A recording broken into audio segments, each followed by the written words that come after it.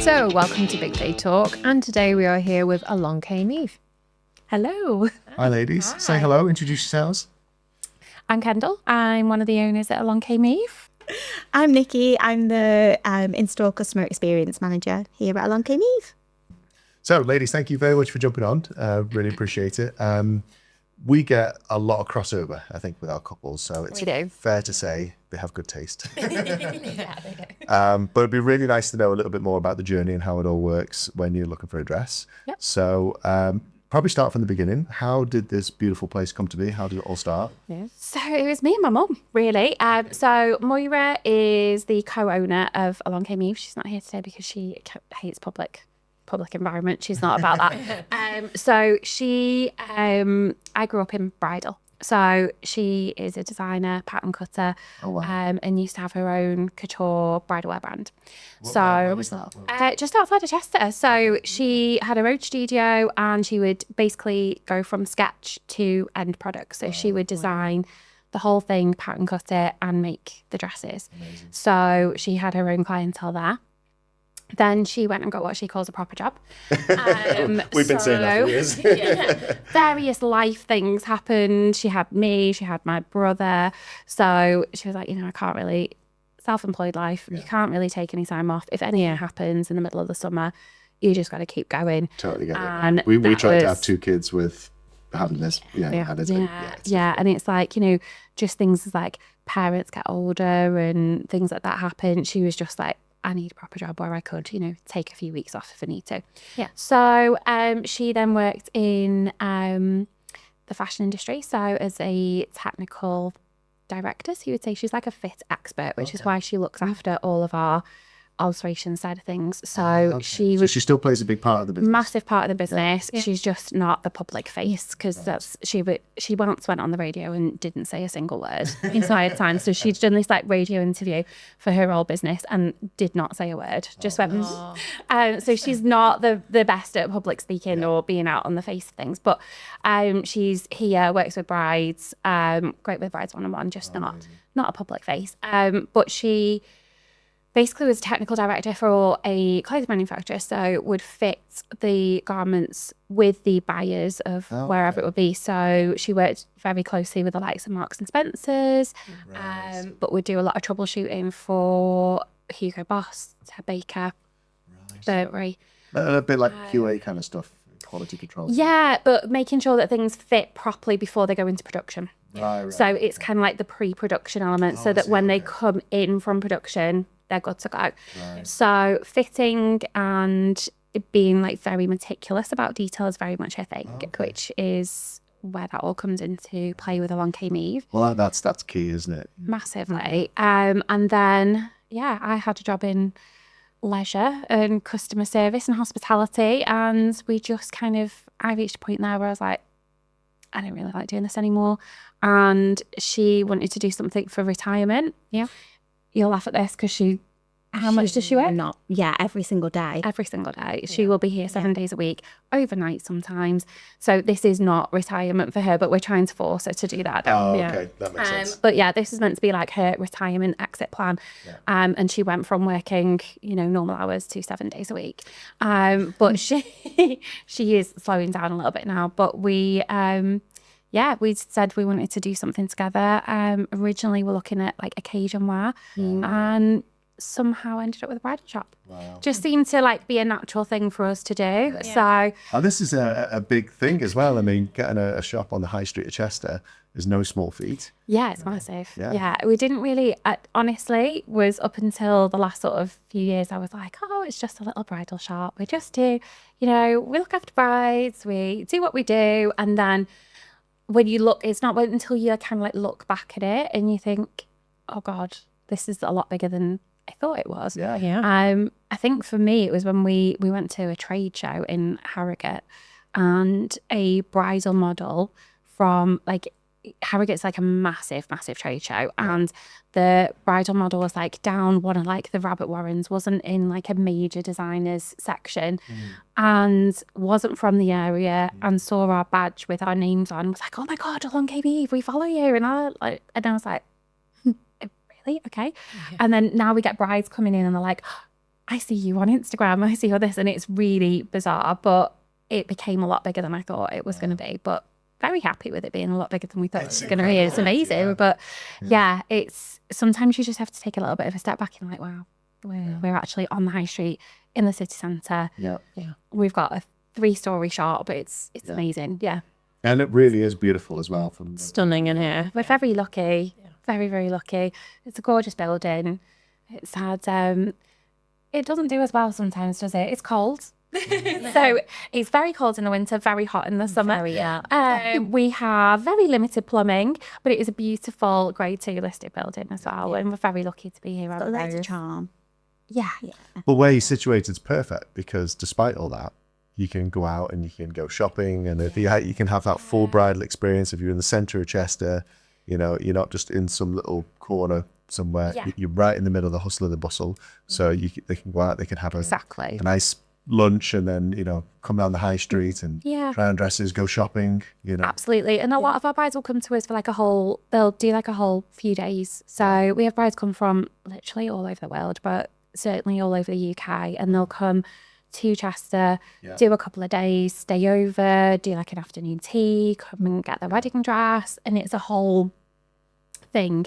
So they make like an event out of it rather than just nipping to your local shop or, you know, like a little village. We did look at lots of options when we were opening. We looked at stores in Nantwich, we looked at somewhere in Stockton Heath. We looked at lots and lots of options. I think Tarvin was another place we'd viewed, but we just felt like Chester was kind of where we would ultimately want to be. It's such a great, easy access area for people to get to. You know, really great like train service, great motorways. It's a quality area, this as well, isn't it? I mean, just down the road for brides to come over from different countries, different parts of the country.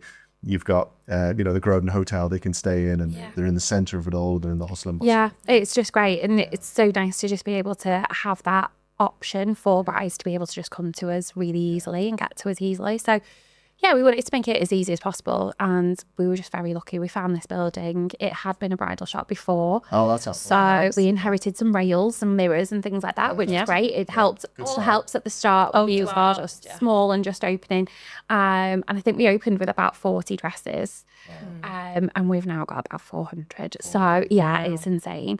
But yeah, we opened with about 40 dresses, and I actually knocked down some of the rails in the showroom because I was like, I haven't got enough dresses for them. So I had to knock them down, and now we're constantly trying to find rail space and we're putting them back up. But it's bizarre to see how far we've come. Almost 8 now. So yeah. So 8 years? 8 years in April. 8 years in April we've been open. So it seems to have flown by, but also feels like it's something we've always done. And it's quite an achievement because it's a tight market as well, isn't it? You know, it's like there's a lot of places you can get your dress from. Yeah. So separating yourself from, I know with us, you can get your photos and film anywhere, but what people normally kind of buy into is us and the experience they're going to get along the way. And I'm guessing that's something similar for yourself to be able to say. That. The experience you're going to get when you walk through that door is everything. Yeah, exactly that. And that's why, you know, we put a lot of effort into experience as well, don't we, Nikki? It's like Absolutely. What we focus a lot of our energy on is how people will be looked after here in comparison to elsewhere, because you're absolutely right. There are so many wedding dresses out there. You know, we go to our trade shows and we spent 3-4 days at a trade show in April last year, and I would say we didn't even look at 1/10 of what was there. So when you think about how many brands are available to your brides and available to bridal shops to then stock, there were so many options out there for brides. But, you know... How do you pick? It's tricky. So it's a fact of multiple factors, really, isn't it? It's more about like curating your collection as well. So rather than having absolutely everything to cater for every bride in the whole entire world, we focus on what's working for the brides that come through our doors and the brides that we see. Yeah. Okay. So it's feedback from them, things that they're liking, things that they're not liking so much. We tend to focus a lot on the construction of a dress as well. Yeah. So rather than it being just, oh, that looks pretty, how does that actually fit on a bride? How does it work? Yeah.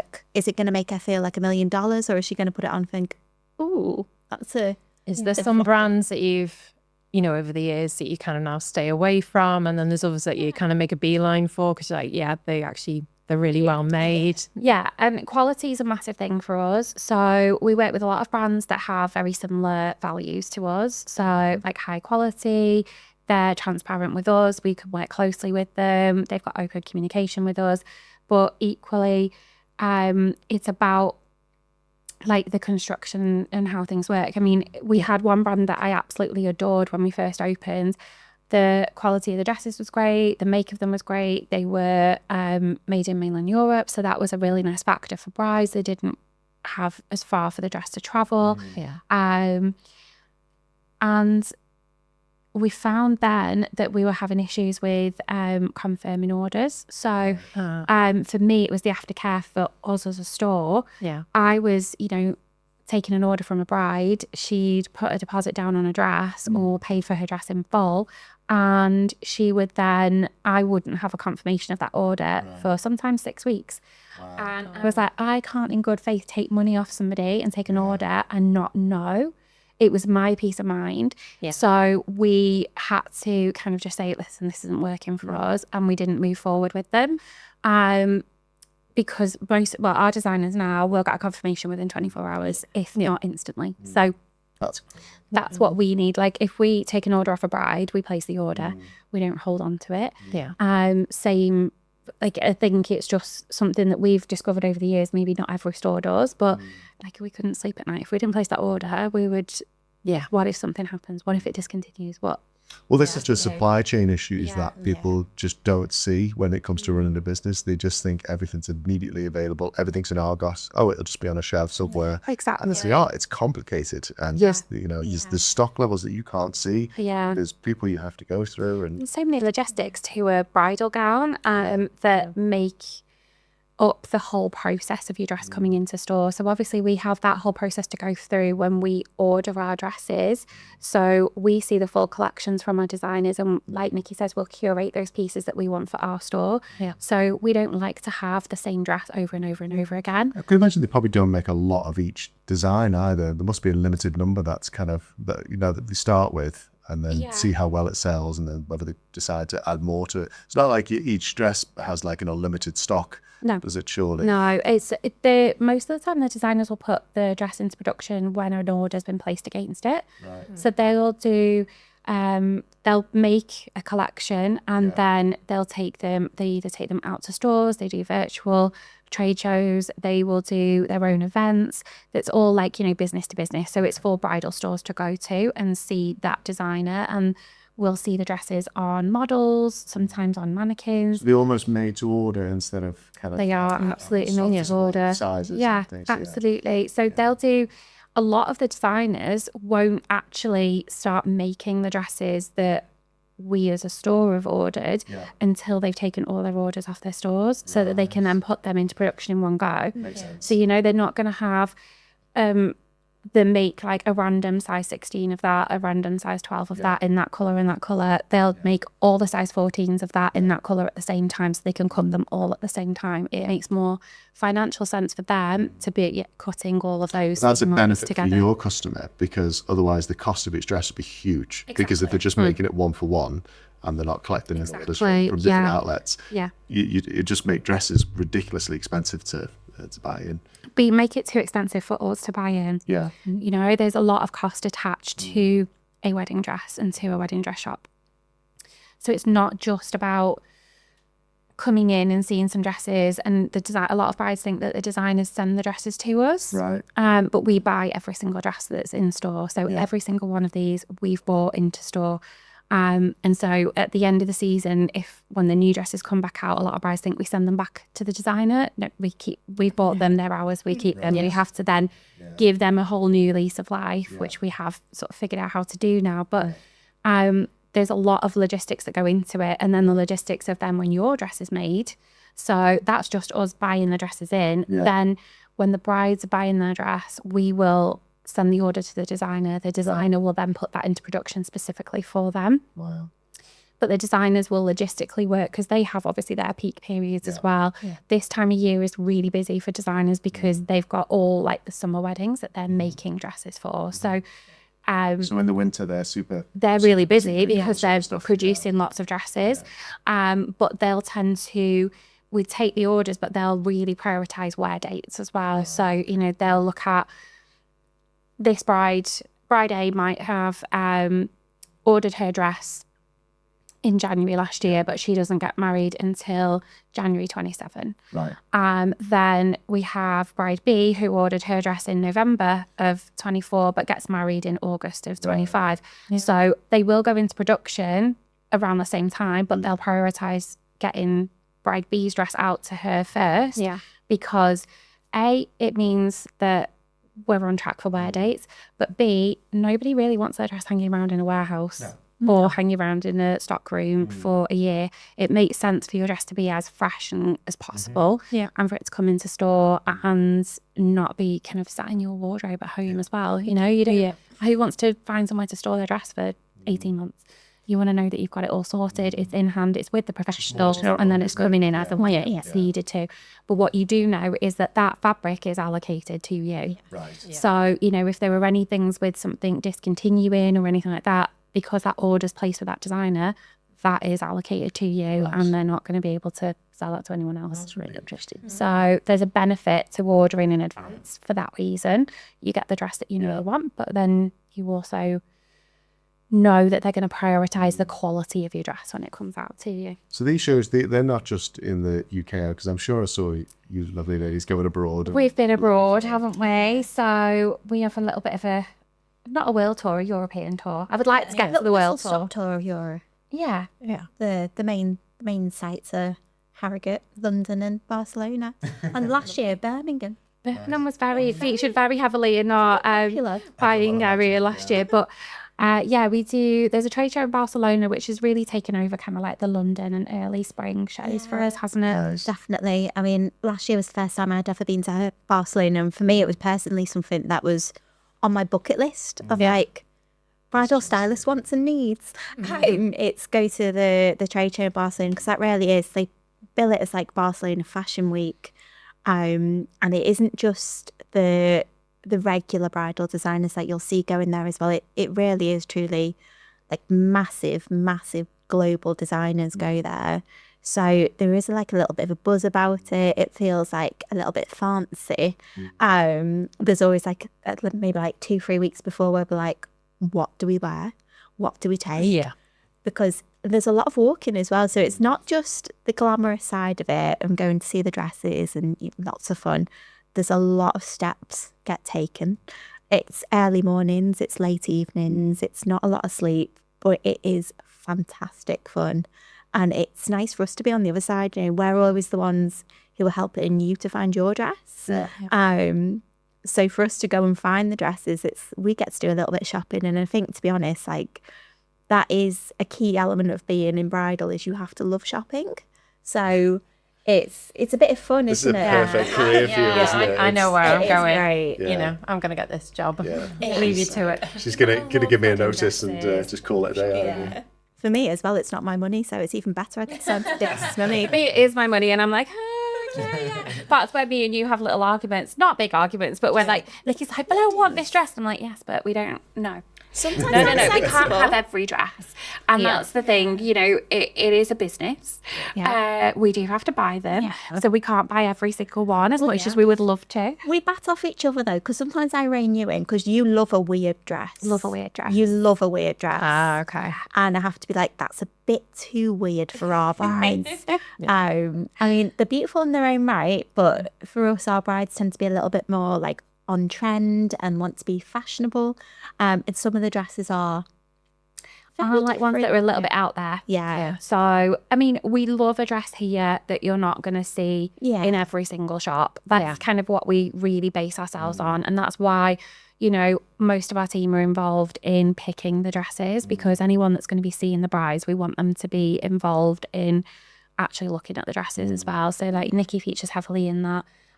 We've got a really like core team here now, so we've really worked hard on making sure that our stylists are truly that stylists. And so we've got Alice and Becca who are part of our styling team now, and they will be heavily involved in this spring buying season. It'll be their first buying season with us, so they'll be heavily involved in that as well. If their opinion really counts for us. But we have always prided ourselves on having the Pinterest dress in store. Yeah. So where brides are like, oh, I've seen some on Pinterest, but you know, I'm not going to get that. Am I? Like, the amount of times that they've shown us a Pinterest and we're like, yeah, we've got that dress. And so actually you can have the Pinterest dress here. You don't have to pay £10,000 for it. You don't have to fly to New York for it. You can get that in Chester, which is really exciting. And it will probably cost you less than £2,000. So we had like one really famous dress, which was the Galatea dress from Willoughby.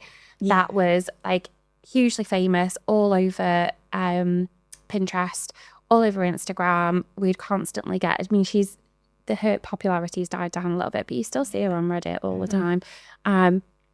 But people come in with that dress constantly and be like, yeah, we have that. And I'm like, no way, I can get that here. Yeah.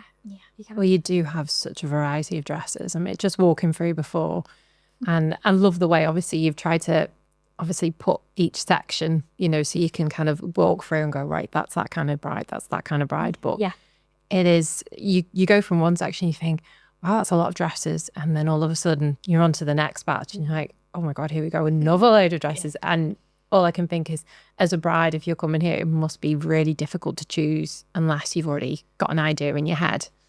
It's difficult, and it isn't, because that's where our speciality comes into it, is that we are stylists. It's not a museum tour of come in and a free for all, because the brides that we work with, they're not going to actually choose a dress from every section. So that's why we hang them by section, isn't it? We've tried lots of different things over the years. We used to hang by designer, we've hung by shape, we've hung by all sorts of different ways. But this works really well for us at the moment. So we hang by shape of dress and by texture, and all the designers are together. So we have our clean zone, which is in one half of the room. So all your clean lines, simple fabrics. And then we have Sparkle City, which is where we are at the moment. So this is texture, detail, colour. And again, they're hung by shape, so fitted to full skirts. So it's very rare that you're going to have a bride who is going to be, after the first little initial round of trying both a very fitted dress and a ball gown. That's rare. It's rare that you're going to have a bride picking all the fabrics, all the textures, all the shapes. That's good. You know, we will always try a little bit of everything on just to make sure that someone's had their options that they want. But it's rare. Quite different in person as well. So you get some people that come in, actually quite a lot of brides come in with a real like eclectic mix of like favourites. So they'll show us pictures, they'll show us Pinterest. And sometimes they've got big fluffy ball gowns, and they've got like a little satin slip dress. But sometimes they'll be, you'll think there's nothing that correlates between those dresses. But then actually when you start talking, you'll be able to figure out what kind of thing they'll like. And then when you bring them down to the showroom to have a look at these dresses, you'll be like, well, this one's really similar to that picture that you showed me. What do you think about this texture now that you can see it and feel it? And they'll either go, oh, I really like it, or oh, actually, I don't like that Changed at all. my mind, And I think sometimes it's that narrowing down process before you even go up. So for me, it's about trying to choose some dresses that you're gravitating towards, but also I kind of know which ones I want to see the bride in that are going to give her the things that she wants and tick all those boxes. So it's a little bit like, okay, you choose your dresses. I think you'll like them from this section the most. But this one I'd really like to see you in. Yeah. And then once I've seen her in a couple of dresses, then I'm like, right, okay, we're either not going to beat this dress that you've tried on, or I've got the perfect dress for you. Let me go and get it. Yeah. So even though they might find it tricky before they come in because they think, right, I've got no idea what I want. Usually once they actually come into store and they get their hands on things, they know, brides know what they want. Do you ever find that you're playing like a little game in your head, like, I know which dress, and then you're like, I'm going to win this. Yeah. I'm going to, and then when they pick yours, like, yes. It was my choice. Just giving them that little bit of freedom, Yeah. so they can have a little tick some boxes in their head of going, oh, okay, but you know they would never. It ticks all the boxes. They need to explore it, don't they? Yeah, sometimes you've got to try a random dress on to know that you really like what you actually like. And I had this conversation a lot with my brides at the weekend just gone, where I was like, you can like a dress because it's a nice dress, but it doesn't have to be the dress for your wedding. Yeah. So, they're two different things. Yes. It can be a really pretty dress. You really like it. It makes you feel good, makes you feel a bit sassy, but it doesn't have to be your wedding dress. Well, that's why we say to people, have a day dress and a night dress. It's like, you could have to. There's nothing more fun for us than somebody doing a dress change and then the whole look changes. We love it. They're in party mode. We can do after party stuff with them. They can dance. They're more free. They're just everything just changes. And it's great. Yeah. It's that wow moment, isn't it? And I mean, it's not just about the freedom of movement. Sometimes the brides, they've spent so much on their day dress that they're scared to move in it. Yeah. They're scared if somebody gets like a little drop of champagne on them. So for them to then turn around and put on something that they're not afraid to move in the evening, so much better. And it's just really easy. We always have a little giggle when we see them put the dress on and they have all the white gloves to kind of start things off with. Yeah. And within 10 minutes, There's makeup on it.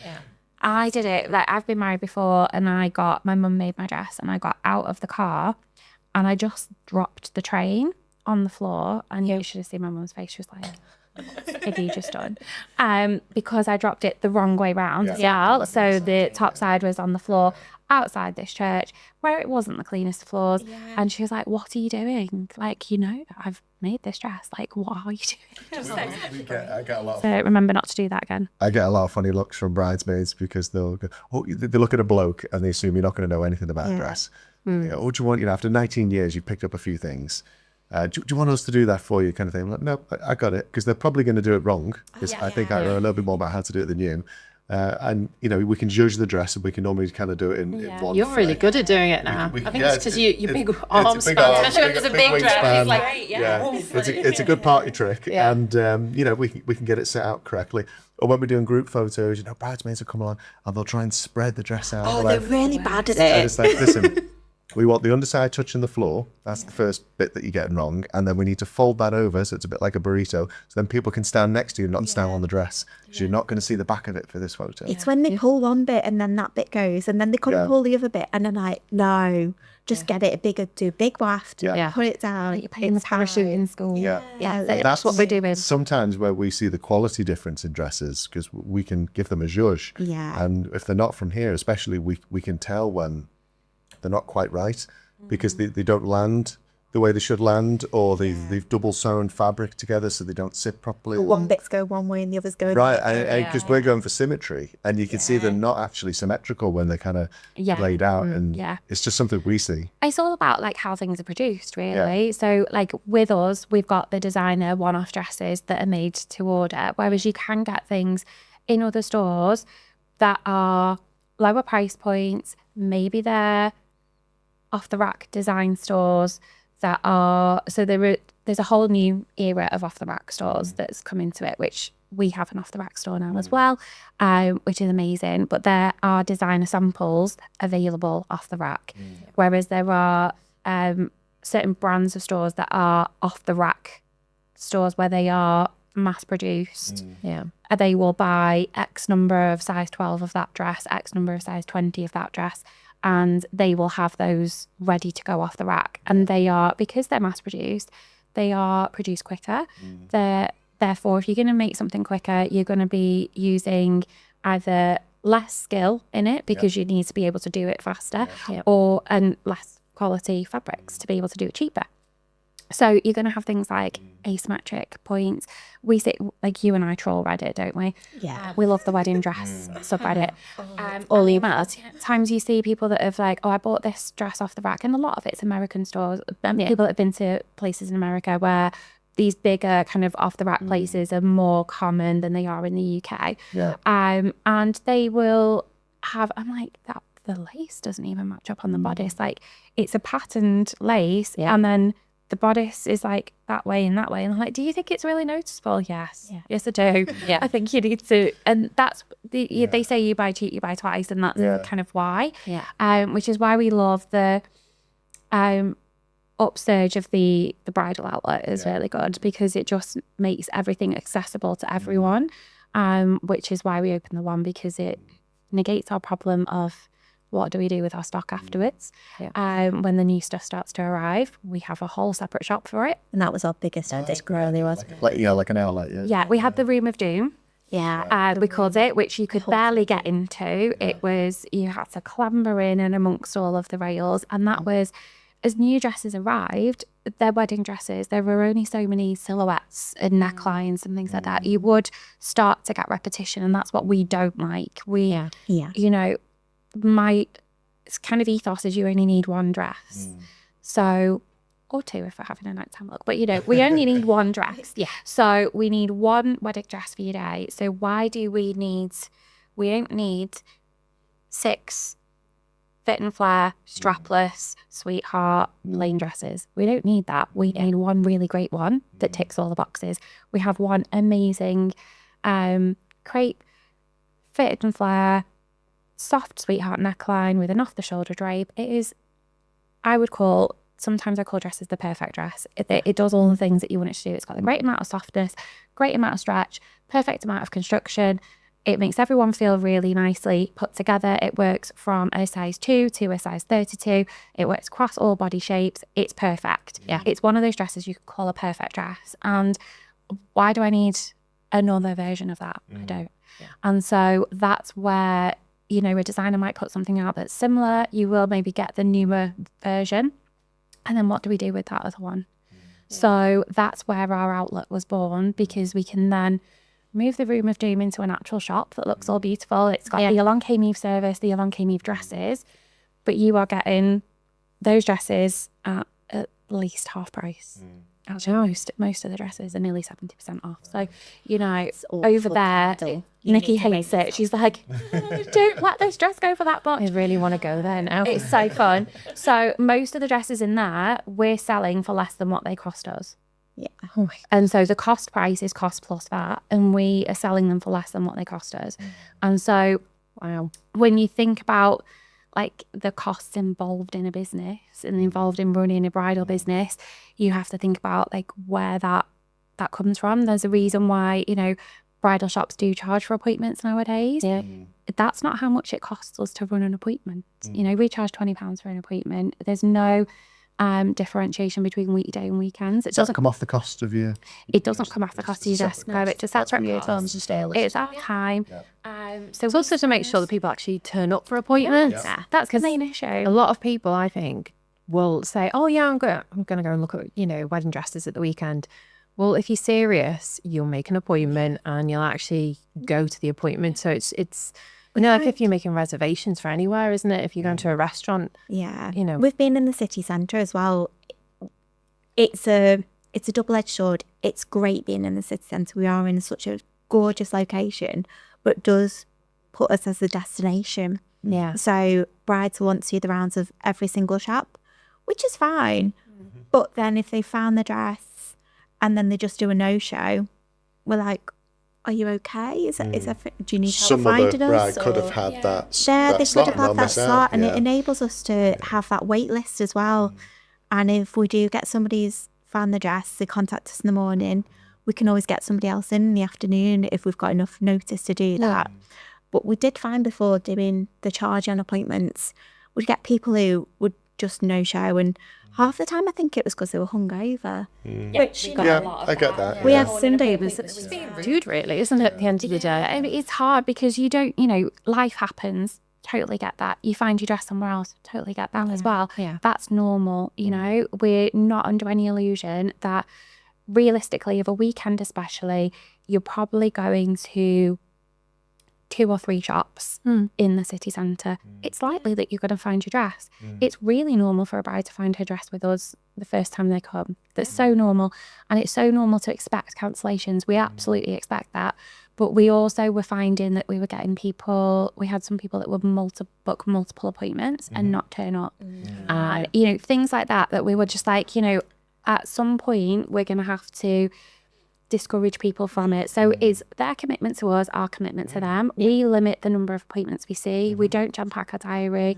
We don't on a Saturday book you an hour and a half slot and then have another bride immediately after that hour and a half slot. So, you know, we'll have a 9:30 appointment. Our next slot after that isn't at 12 o'clock? What's 9:30? 11? Yes, that can't add up. So 9:30 till 11, we don't have another bride due in dead on 11 o'clock. So, you know, it's so that we then have time to do your yes moment. If you need to put your other dress back on, your favourite back on, you can't decide between a couple, we have a little bit of leeway to do that. Whereas we're not going to jam pack the diary with 6 back-to-back brides in here on a Saturday. You still want that service. But, you know, we worked it out once, didn't we? Without stock, I think it costs for like wages, how much our like overheads are for the building, electricity, all of that jazz, a minimum of £280 for one appointment it would cost us. And that's before we've bought a single dress for the store.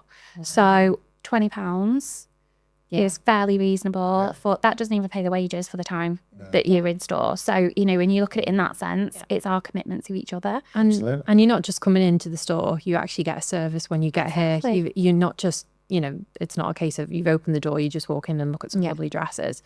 You guys are here. There's somebody to help you along the way. Exactly. And you guys are like such a good stylist. You are going to take them through this journey step by step. Exactly. So we work one-on-one with every single bride that comes in. So there's 1 of 4 of us that will be here. Usually, if I'm not here, Nikki's in store. We're often in store together. But there will always be a senior stylist in store. Having said that, our other 2 stylists that we have in store have both worked in bridal for a number of years as well. So they're not like new to you. Well, you won't have anyone here who doesn't know what they're doing anyway. So. Exactly. So they are, you know, highly qualified and skilled stylists.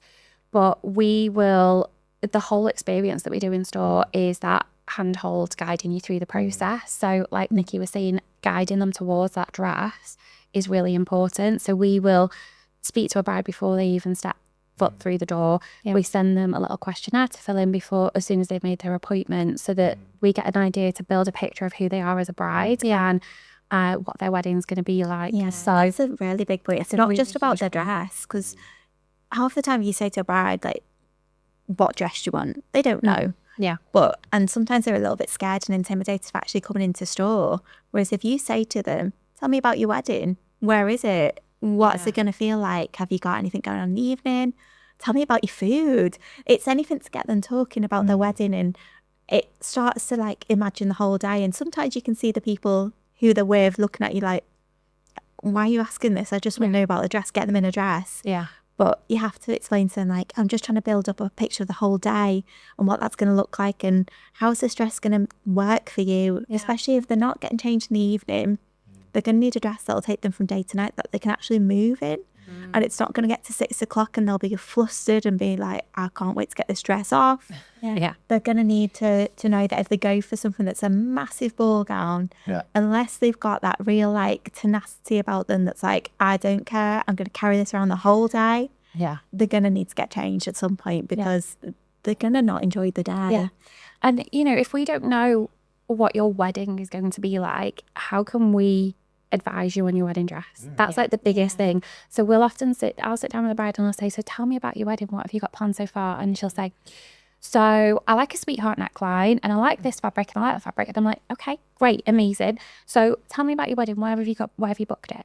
And it's not because I don't want to know about that, it's that I need to know if you're having your wedding at a manor house, it's a black tie theme, you're doing a champagne tower, you having all white flowers, you're really focused on, you want something to feel, you're having a Hollywood wave in your hair, you're definitely having a tan, you're going for glossy makeup, all of that kind of thing. I'm not going to put you in like full fairy princess, woodland fairy wedding dress. I'm not going to pull that for you. But equally, if you're having, I don't know, like a ceilidh at the end of the night, or you're in more of a barn venue, you're doing, I don't know, tapas. Something really fun, like tapas menu, family style stuff. You maybe have a food truck for the night time. You're in a barn venue, you want like a fire pit outside, we're probably not going to put you in a big strapless Mikado plain ball gown either, because you probably want something that's either going to be a little bit more fun or a little bit more classical. So knowing the whole feel of your day is really, really important. The colours that you want to use are really important. And I think sometimes people will say to us, I don't know, I'm really open-minded. And it's great to be open-minded about your wedding dress. It's not helpful to not tell us any information about the rest of your wedding though. So I think sometimes brides are really scared of that, because I think they're scared of being sold to. It's not our job. Online as well, isn't it? If you, like traditionally, if you'd gone and looked in a wedding magazine or like a blog or anything like that, they're like, try everything on. There is a point to trying different things, but you don't have to try everything. If you're never going to wear a big fluffy glittery ball gown because you like sleek, simple, that's what you like in every single picture that you've saved, you're not going to wear a big fluffy glittery ball gown. So we can rule out.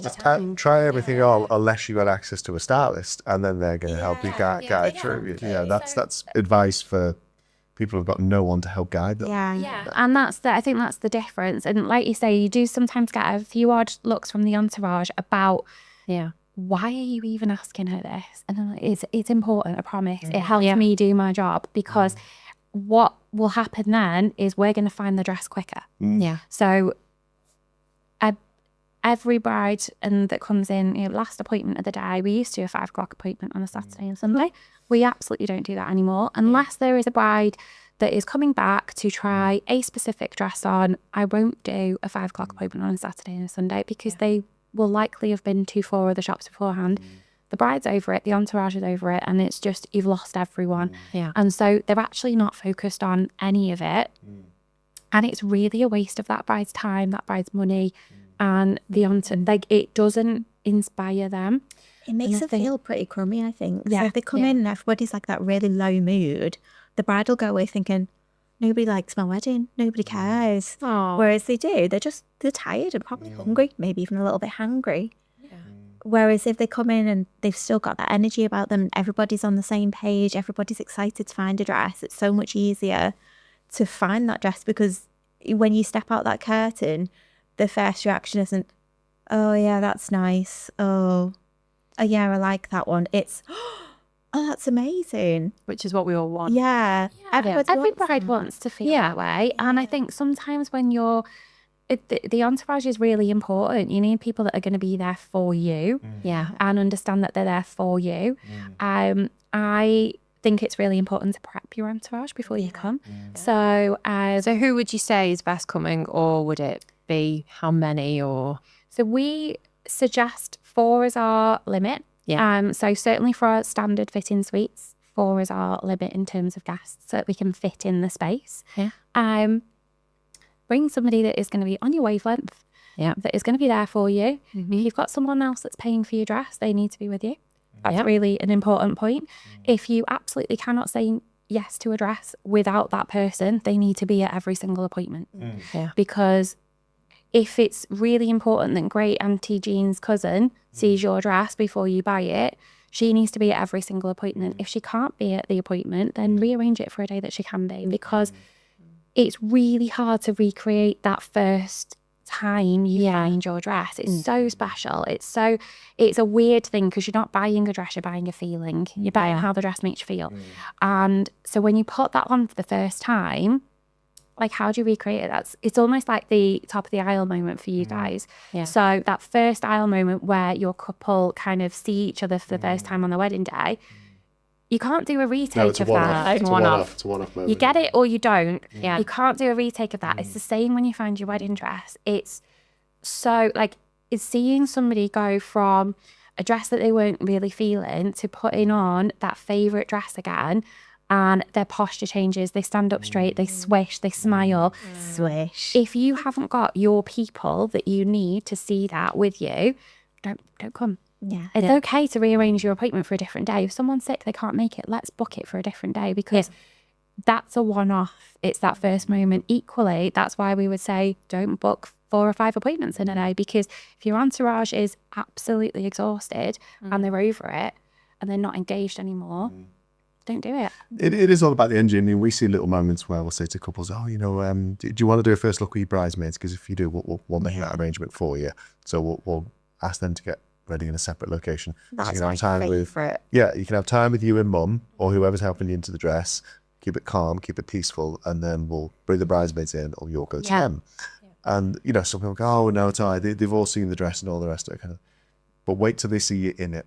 Yeah. We never push for these things, but I think people don't really think about it together. It is. It's my You've probably seen a favourite. picture. I see it all the time. Yeah, you've probably seen it hung up, but wait till you see you in it, hair and makeup, you stood straight, you're in that mode. You've got your and flowers. They're dressed, they've got their flowers. Well, It's the moment. The morning of the wedding is like the first time you're going to see the whole thing all together. So you never, ever, ever, you could have a hair and makeup trial and then come to try your dress on afterwards. But it's never going to be fully fitted, pressed, Yeah.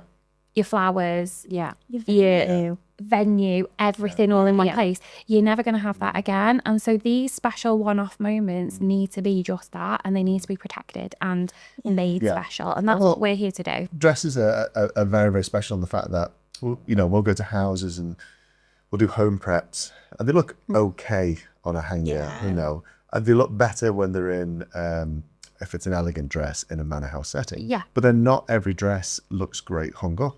Some are very, very much in their element when they're worn and they're filled out and they look amazing. Yeah. Depending on how they're cut and how the dress works, they will just hang in a certain way that just looks incredibly deflated and flazzarous until it's on a person. And, would you get some couples say, oh, it'd be really great if we can get that, mum's maybe pushing for a picture of this dress.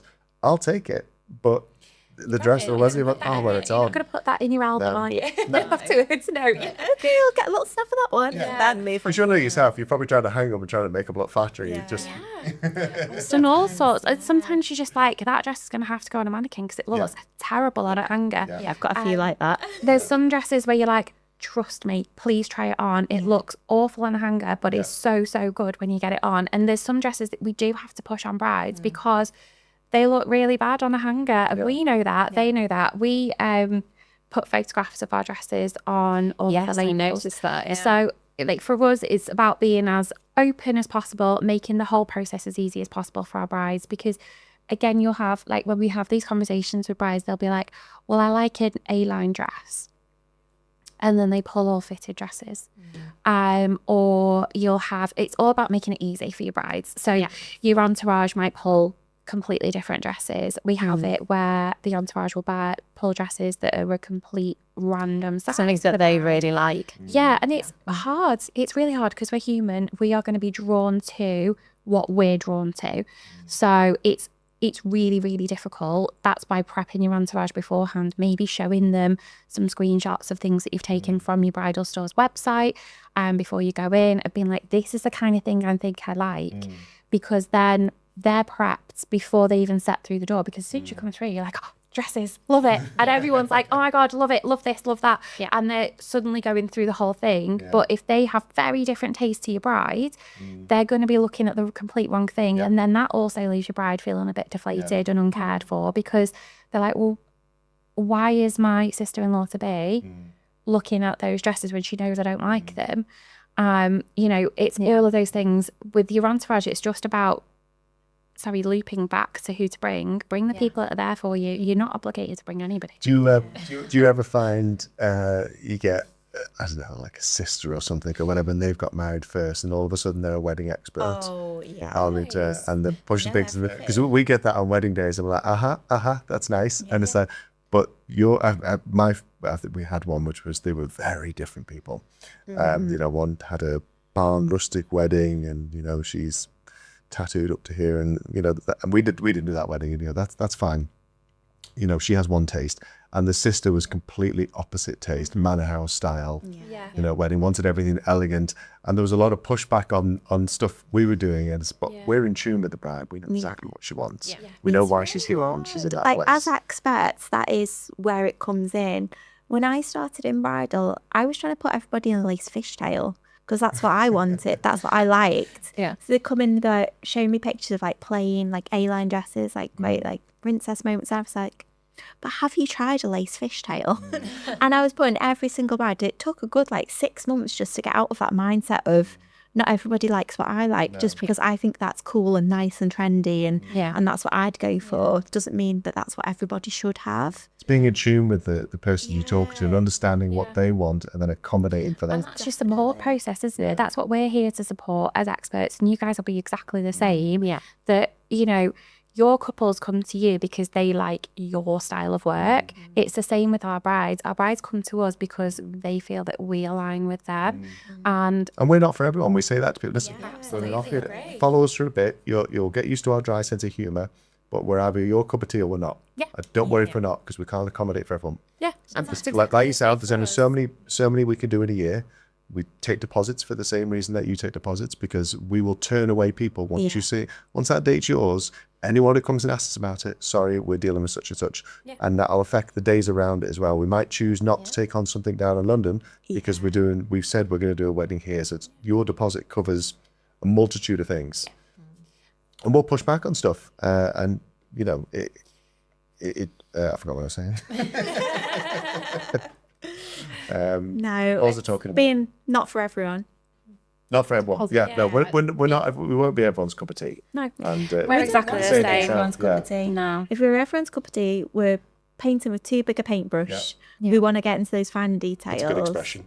I'm quite good at analogies. That's today's analogy, isn't it? Very deep at times. But that's the thing. We've niched down to. We've probably got 2 or 3 brides we cater for.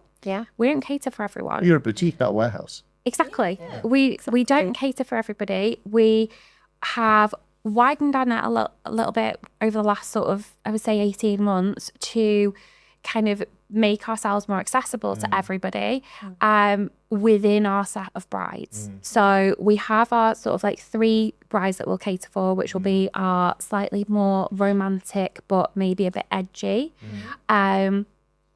Or a little bit of an edge, maybe a bit of a twist. A bit boho, but with a bit of a twist, or a little bit more different in terms of colour, quirky bride. Yeah, because there's something for, we saw one last season where it was like a 2-tone dress, things like that. And you go, that was clearly that type of personality, what they wanted, their passions. There was someone for them. Exactly. Yeah. And then like our other brides are, maybe we've got our really like sassy, sexy bride, haven't we? Who's got real expensive taste. She loves a bit of glamour. She likes see-through cutout. She is all about that kind of real fun element of her dress is going to work for her, and that can be right the way through the shapes. And then we've got our real like clean, modern, classic bride. So classic with a modern twist is what I would usually say. I love that. And I think you know, something that they're going to look back on in 20 years and it's not going to be a dress that they thought, oh, that was definitely a fashion choice. It's going to be something that's going to work for them throughout. Exactly. And so we only cater for those brides. We don't have your kind of like, we did get a couple of black wedding dresses. They're over in our outlet store because I don't think we had enough black wedding dresses, but then we don't have enough brides that want a black wedding dress to warrant getting 20 of them. So, you know, there is a store that we would recommend, I think she's in the Midlands, who does just black wedding dresses. So if that's something you really want, go and see them. And we will always kind of point brides in the right direction if we don't have the right thing for them. The way we've made ourselves more accessible would be around sizing and around opening the outlet as well. So we can offer what we always do offer, but in a range of pricing. So in store here, our prices go from around, we would say around 1,000 to 1,200. We've got a handful of dresses that are under £1,200, but realistically it's going to be about 1,200 up to just over 4,000. But the majority of our dresses sit in that. It's a good range. It's a good range, but most sit currently now between about 1,800 and 2,800. So we've really expanded our kind of like 1,600 to 2,500 range. Because we did find that we had a lot of dresses. We did go up to £7,500, and it's very rare that you get a lot of brides that are going to have that kind of budget. And realistically, if you've got that budget, you probably want 2 dresses. So for that price point. So we really expanded what we did. We then also looked at our sizing as well. And we talked a lot about this, didn't we, Nikki? That inclusive sizing is all ends of the scale. It's not just, a lot of people talk about inclusivity and all the catering floor is the top end of the size chart, whereas we do get a lot of smaller brides as well. So really petite brides and they have just as much struggle as anyone else. So yeah, if a bride comes in dressed as too small for it, that's not great. It's going to make you feel rubbish. It's going to be tricky to see, like the whole thing, you might not even be able to get it on. But likewise, if we get a really petite bride coming in and she tries a dress on, one of the bust cups could be her entire body size, so that could cover her whole chest, or it's going to be way too open, and they're not going to get the idea that way either. So we tried to expand on our sample sizes. We go from a 6 to a 24 down. I think there's a misconception around that as well, because we get a lot of brides who would blow away with a strong gust of wind, bless them, and I feel that they're quite self-conscious, whereas they really are. You have a lot of people who think the more petite they are, surely the more confident they are on strut. It could go the other way. They can feel like they need more guidance. They need someone to kind of take them through. Take them through. A lot of times as well, their bridal parties aren't on the same page as them. So a lot of times, if you get somebody who's a little bit curvier, their bridal party are really supportive. They're the first ones to go to bat for them. They're the first ones who would be like, don't put her in anything like that. Don't do this. Like, help her to see the vision. Whereas if you get somebody who's more on the petite side, they'll come in and the bridal party will be like, oh, she can wear anything. Oh, you want to show your figure off. You need a fitted dress. Show that figure off. And they're like, I don't want to show you my figure off. It can be a bit dismissive, can't it, of their ideas, because really upsetting. Like, we're human at the end of the day, and every human has everything. Like, literally, you're not made of plastic, and so everyone gets what we call the back bum. So when you go, we all get hang-ups, don't we? Yeah, but everybody gets that. Everyone, it's skin. You are a soft person. You're not made of plastic. Your skin, when it's pulled together like that, will create a crease here. All you do is put your fingers in and smooth it out. Really simple. So all they do is... Well, Vic puts a lot of people in dresses, and you can explain this, because we get a lot of mums who don't want to, crawl around on their knees, and we've sent the bridesmaids off to get ready, and Vic will do a lot of the technical for the bride and just kind of go, let's get you in. Get you buttoned up, get you sorted, and then you'll fix all that. Mate, the amount of times that I've yelled through to you and I said, right, she's in the dress, you can come on in, and Michael come in and be like, where's Vicky? And I'm underneath the dress, pulling out the hundreds of layers and getting them straight. And and it is the little simple things, like you say, at the back, everybody gets that. When you put anybody into a dress at the back, it doesn't matter what size the bride, really doesn't. And it is one of those, as soon as you fasten them, you're like, I'm just going to move this around. And they go, oh no, have I got back fat? No, you don't have back fat. Don't be silly. It's just realistic. So when you get the back bum, how do you fix that then? So basically all you do is once they're fastened in, is I normally get them just to lift their arms a little bit. And then it'll be a case of I stick my hands inside and I'll just smooth it around to the front. And most of the time, it then makes their bust a lot larger as well, which they really do enjoy. Because most of the time, they're like, I want to look the best at the front. And then they're all smoothed and ready to go. And then I keep an eye on them throughout the day, just to make sure that when we come to portrait times, that in case they've, had a bit of a... Well, between the two, we got like TLC. So I've normally got their lipstick in my utility belt, because I'm the person who's going to be closest to them when they're ready to have a picture or walk into a room. The bridesmaids have gone off, they're having a great time. Carrying a handbag around is impractical, so I normally have a mirror on me and I'll have their makeup, because anytime they're about to do a photo or about to do something, such a good idea. They can top them up. Vic's there to fix dress issues and correct any skin that's not where it should be. Take the veil out as well. Remove veils, take the face out where it shouldn't be. There's all of that, because veils are lovely, don't get me wrong, I absolutely love them, and the shots that we do are great, but having something on your head all day. Brides always say, when do I take the veil out? And I'm like, as soon as it annoys you. I was like, most people do the ceremony, then they'll get their photos, and then it'll be off. That's what we're seeing. Towards the end of the drinks reception, if you want to, I'll have it off just before you go in for your wedding breakfast, before you. Or when you're in and you sat down, Vic will quickly take it. My best friend Frankie, I could not take her veil off her. She loved it, so I gifted her a veil, and she loved it. It was a dream. It went perfectly with her dress, but she would not take it off. I was like, do you want it off now? She was like, no. Some people want it on, and that's great. But you get lots of clients that, especially when they've had a long veil, and they're like, I really want the long one. And people are constantly either standing on it, pulling on it, and that, you know, by the end of it, they're like, oh, my neck, my head. Yeah, it's like the hugs, isn't it? It pulls the veil back and all of that kind of thing. So it's whatever works for you in your day. I think there's no right or wrong, is there? It's whenever it feels like you want to get rid of it and get rid of it. But we love a veil shot though, don't we? I like to do a veil swoosh. That's our kind of signature move. Yeah. Veil's my favourite. Like, I'm like, nobody wearing a veil. And if someone's like, no, I don't think I like veils, I'm like, okay, fine. It's like, do you just want to try it on? But the suit. I've had a veil on someone before when we're very supportive of the bride's choice, but I had a bride once and she was like, they're all going to hate this dress, but I really, really love it.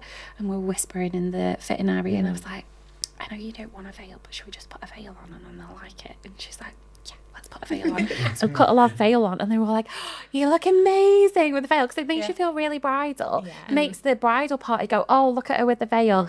And then she never wore a veil on her wedding day. She bought the dress and they were really supportive of her buying that dress then, because We'll be she like, knew we'll that was decide on the veil at a later time. and I That's was like, fine. we can order that later. And she never wore one. And they absolutely loved a dress on the day. Yeah. And I think that's the other thing that people get really worried about everyone else's opinion of things. And actually, they're never, like we said before, they're never ever going to see the full picture. Just like the bride's never going to see the full picture until they're there the morning of the wedding. They're feeling the way they're going to feel and they're in the venue. They've got everything.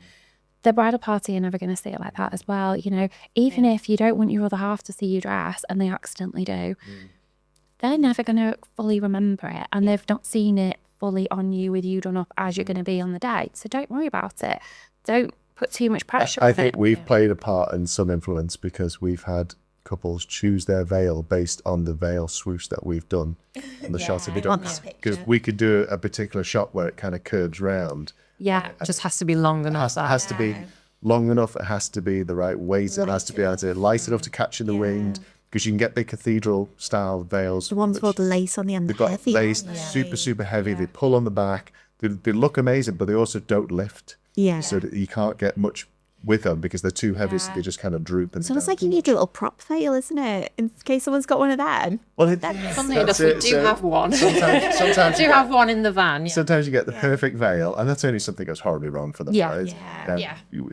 Sometimes you get Hasn't happened with us yet, but we do. Yeah, we do know of people who have lost their veils in the wind. I mean, there was that one at Peckforton, wasn't there? That wasn't our wedding. No. But we got told that story. Well, there's have been veils that have come off and disappeared. So we do have a backup. Yeah, but there's that perfect veil has to be not too heavy, not too light, the right length, and then you can get kind of effects like that. Probably love an MV340. Oh yeah. Really wide, really round the bottom to it. It's really wide come up, which the recommendation veil. Recommended veil for the perfect shot would be an MV340. So that's it. You know where to go. Write that down, everyone. You need to order one and get one. Yeah. But no, they're really like just something that's going to really give the bride the whole vision, and that's why we ask things at the start, like who's your photographer, what are you doing? So it helps us build a picture of who they are, and then it matches it all together. It's all about matchmaking, really, isn't it?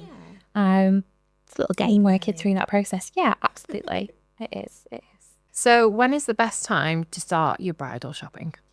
So we would say good 12 to 18 months, wouldn't we? Yeah, it's a sweet spot, definitely. Perfect place to start because you're going to need to allow plenty of time for your dress to arrive in store. Okay. So it could be anywhere from sort of 6 months up to 9 months. It depends on current production levels, the designer that you choose. So to give yourself complete freedom, you want to start early. And then allowing time for things like alterations and styling. A lot of people forget to build that into their timeline as well. You know, if you leave a good 3 months for your alterations and styling side of things, most seamstresses will work on anything from 5 to 12 weeks. It depends on who you go with. And then you want to allow time for ordering veils, accessories, all of that jazz, and then a bit of wiggle room because some things happen that are beyond control. So we had the Suez Canal when that got blocked. That was the biggest thing that affected delivery at the time because that made a lot of wedding dresses are made in the Far East. That's where all the best fabric is.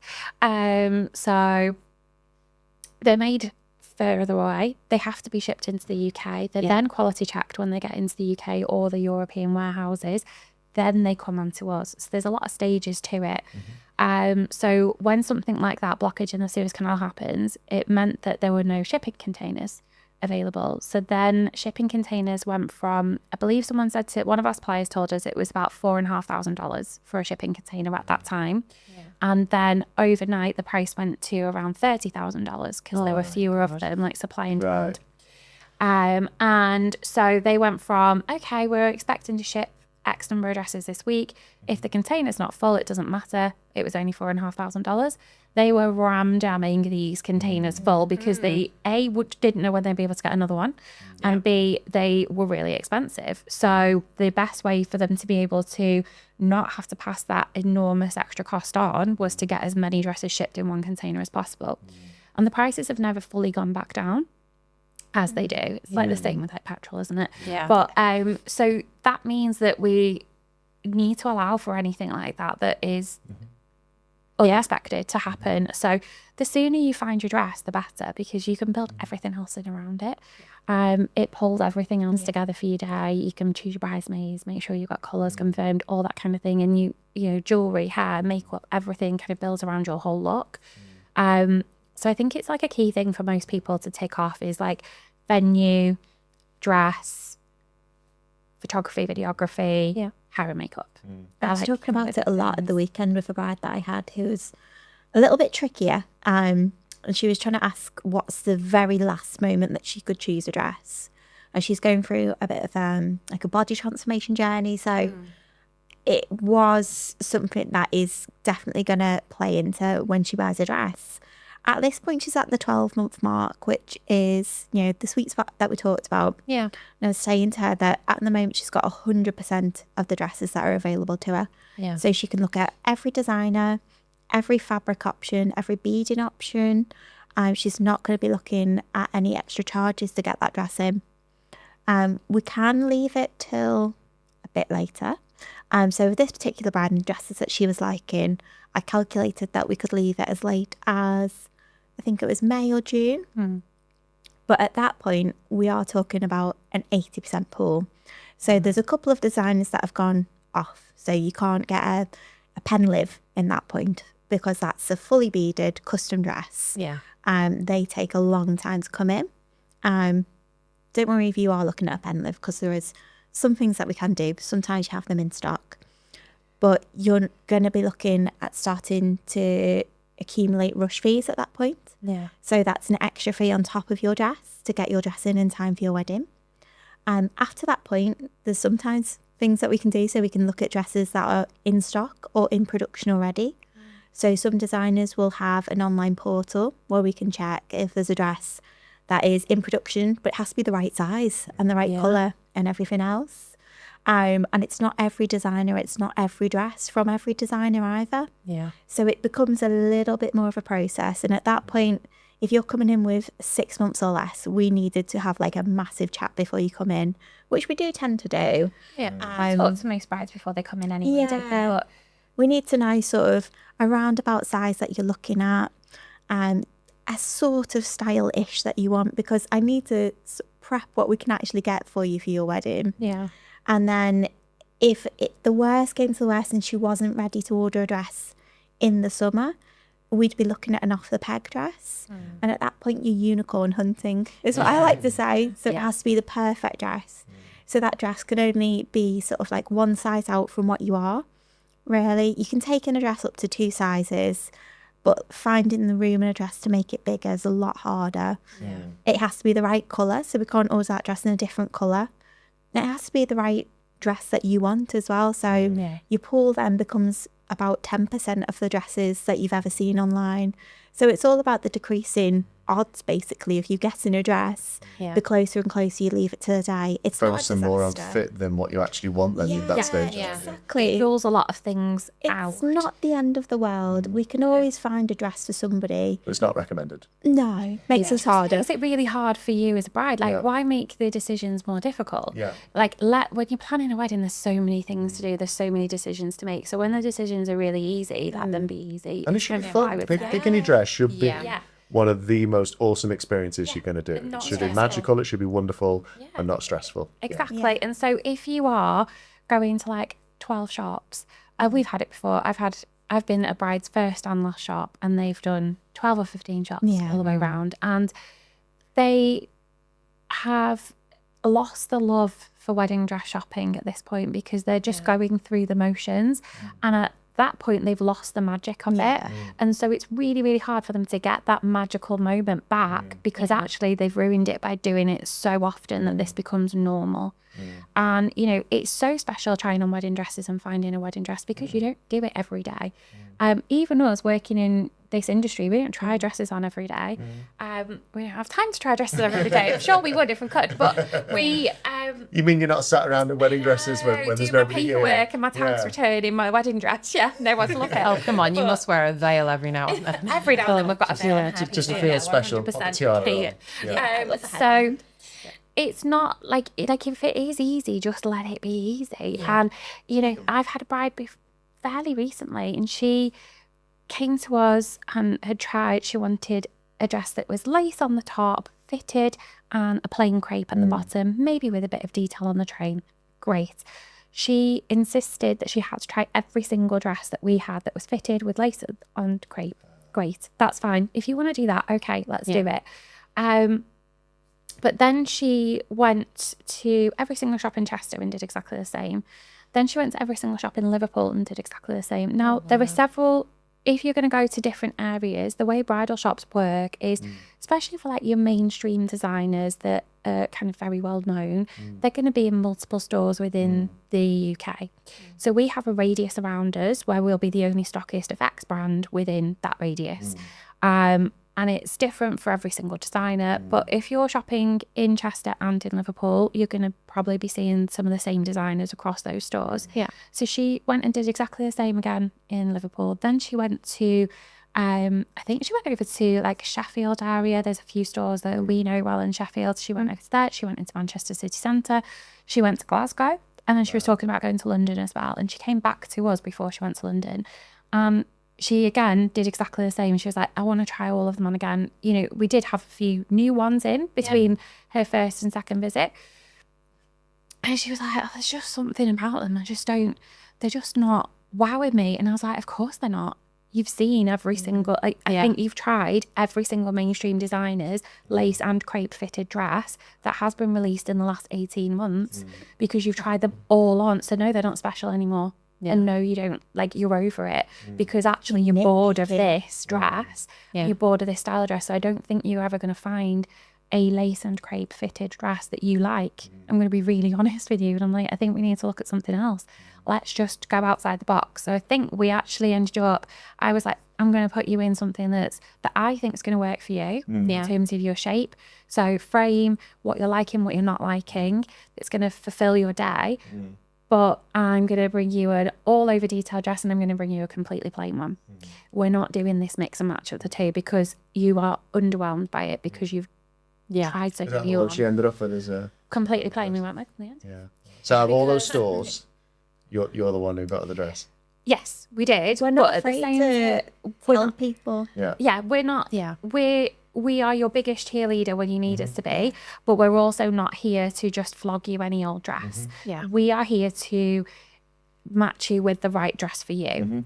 If that means telling you that actually I think you found your dress already, we're not afraid to do that. So if we've sent brides to our competitors in Chester and said, I think you found your dress there already, I don't have anything that's going to beat it. If you come into a store with 400 dresses and you can tell when someone's found their dress because they've got their phone out and they're like this looking through the showroom. They've got their phone in their hand and they're like looking at a picture and they're looking at the dresses. And I'm like, is there something specific you're looking for that, you know, thinking maybe it's a dress from our website that you can't find or something? I'm like, oh, well, no, we're just looking at the picture of the one that we've liked so far. And they've not picked a single dress out.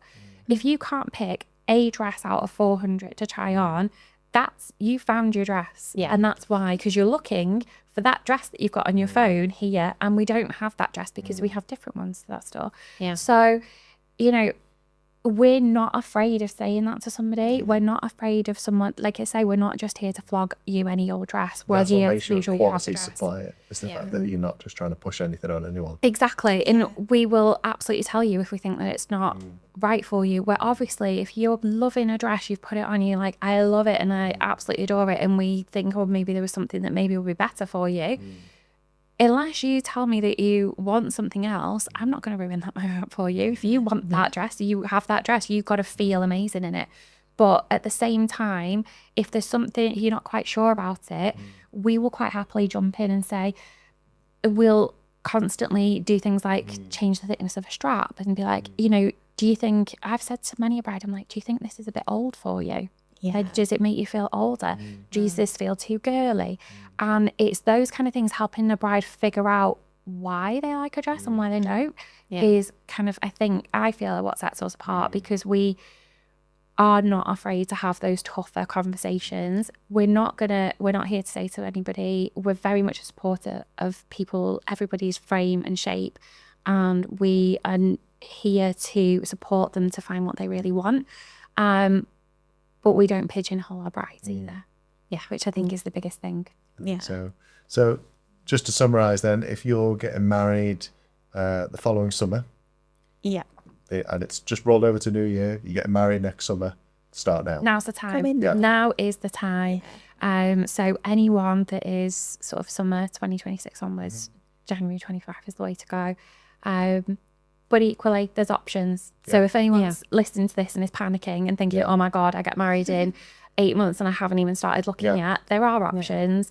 There are things that we can do. Give us a call, we can help you. So it's one of those, there's always something to figure out. So how do you make an appointment with you guys? So we have got a couple of different appointment options. Most of our brides will book on our website. So everything's super duper easy on there. We've got our live calendar on there, and you can choose your best appointment for you. So we've got our classic experience, which is our £20 standard, available every day of the week. And that is where you would work for at least an hour and a half with your stylist one-on-one, and we'll take you through the whole journey. Find that's really suitable for most brides. Any brides that are a little bit nervous about booking an appointment or unsure, we do offer a free virtual consultation as well, which you can also book online.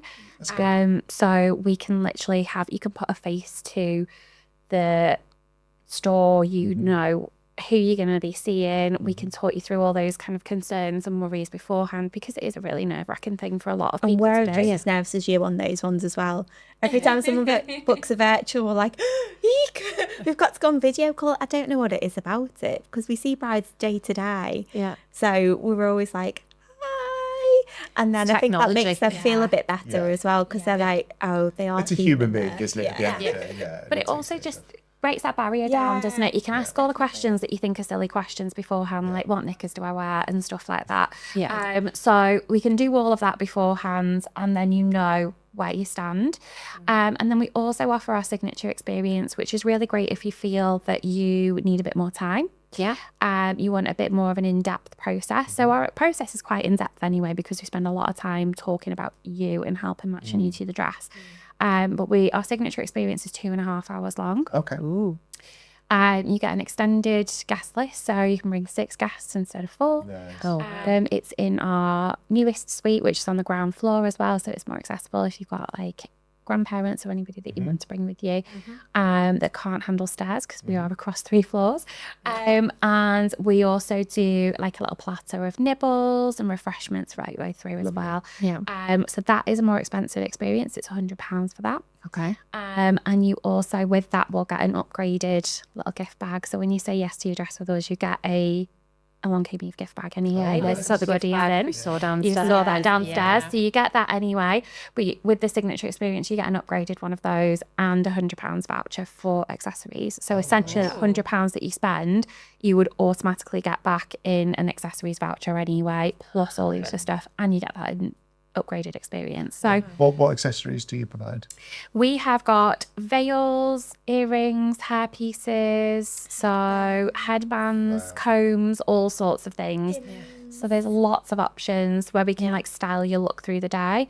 We're getting a lot of brides at the moment that are having 2 veils as well. When we were talking about veils earlier, they're having a long one for the daytime and then switching it up to something short, or maybe like a little bow veil for the night, which is really cool at the moment. So I've seen a change in headpiece as well. I've seen people having 2 dresses, and then they'll change headpiece for the evening. Yeah, and a lot of brides are doing like a multiple looks in terms of makeup and hair as well now, aren't they? Where they're staying all day, like taking their hair down and putting the hair up for night. Why not? Exactly, we're here for all the extras. We love that. Just So fun, isn't it? I think the signature appointments is for that extra bride as well. yeah, absolutely. And you want that extra time. So we do like a little bit of an extra round of shopping.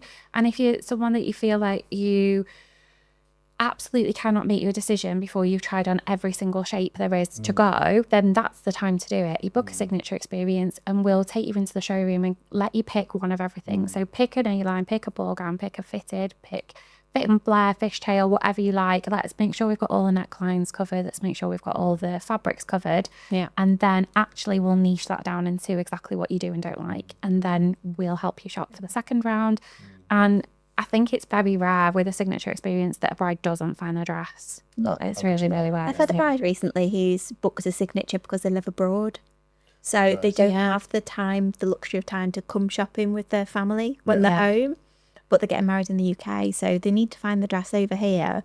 But they just haven't got that time to go to multiple different shops on multiple different days. Yeah. So they've booked that signature appointment because they know that they're going to get looked after and they're going to be guided through all the options that they could possibly have. And then they found their dress and they can go away and celebrate for the rest of the day instead of traipsing around different places going, oh, I need to find a dress before I leave. And I'd really just love to use that. Yeah. Just come in and have a signature experience for this week. That's good. Yeah, might do. Just why not? So let's talk budgets. Okay. so budgets for a wedding dress is a really big thing for us. Yeah. So we try to be really transparent. So our pricing is on our website. I know Kendall touched on it before about our price range being from between around 1,200 to around just over 4,000. But if you go on our website, every single dress will have a price point next to it. If it doesn't, it's because there's a glitch. It's not because the dress is too expensive and you have to ask. So we try to be really transparent with our pricing. But there's wonderful dresses at every single price point. It's one of the biggest questions that we ask brides. And we ask for honesty as well. So we'll say to them, is there a price point that you're happy spending for your dress? And the thing that I hear back a lot is, well, what does everyone else spend? Like, well, that doesn't matter. What do you want to spend on your dress? And that's a very personal decision. You could have all the money in the world and then you want to spend, £1,000 on your dress. That's fine. You could be absolutely scraping together every month and want to spend £5,000 on your dress. That's fine. Whatever you want to spend is fine. Yeah. There's no right or wrong to that. And I think a lot of brides will look at us and be like, what do they want me to say? And I think that's what they're thinking. And we don't want you to say anything other than what you actually realistically want to spend on your dress, because what we will then do is match your dress into that for you. We don't want to put somebody in a dress that they're not comfortable spending that amount of money on. If you say to us as cheap as possible, great, that's fine.